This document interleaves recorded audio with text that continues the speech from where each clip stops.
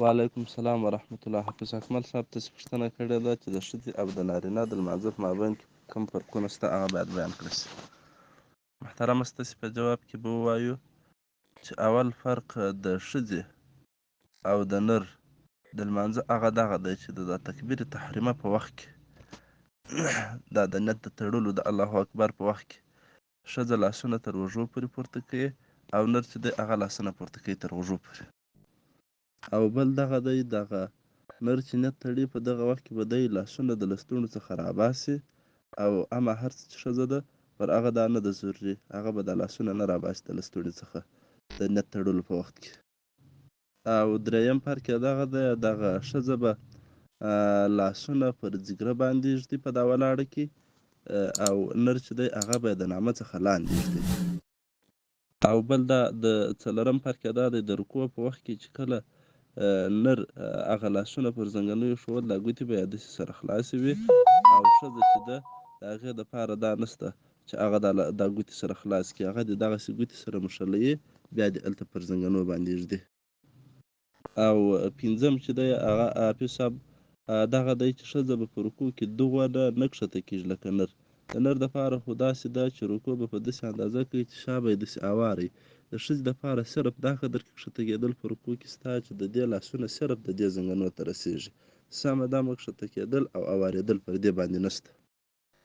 او بل شپږم فرق یې دغه دی چې ښځه دې په رکوع کې څنګلې د بغلو سره مښلوي. په دا رکوع سجده کې هم د دې دپاره داسې ضروري نه ده لکه نر چې څنګلې او لاسونه د ځان څخه ګوښه نیسي، یا د دې دپاره دا نشته، بس د دې دپاره صرف دغه دي چې څنګلې به د ځان سره مښلوي. او هم داسې راغلی دی چې ښځه دې په سجده کې نس د ورنو سره مښلوي، نر خو یې داسې پورته کوي او ښځه دې ځان سره راټینګوي، نس د ورنو سره مښلوي. او اتم فرق یې دغه دی چې دغه ښځه دې تورک کوي. تورک دغه ته ویل کېږي چې دا دواړې پښې به دا راسته طرف ته وباسي، یو ورون پر بله باندې کښېږدي او دا دغسې پر مځکه باندې کښېني. نر خو نو تاسې ته ښه در معلومېږي چې هغه یوه پښه پرې باسي او بله دروي، هغه چپه پرې باسي او راسته دروي، مګر خو ښځه چې ده هغه دې دا دواړې پښې یوه طرف ته باسي.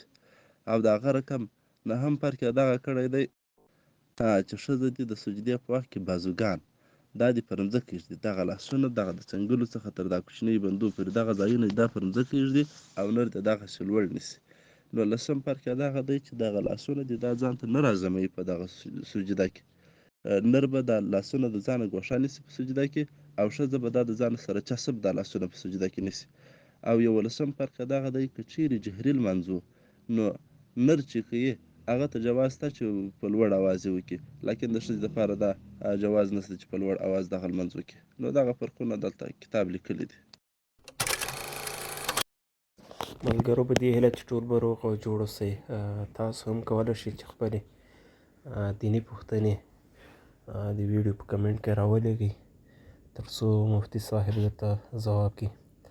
ملګرو زموږ دا پوسټونه تر نور ملګرو د ثواب په نیت شیر کوئ تر څو هر یو مسلمان د دې هر یو مسلې خبر او پوه شي. السلام علیکم.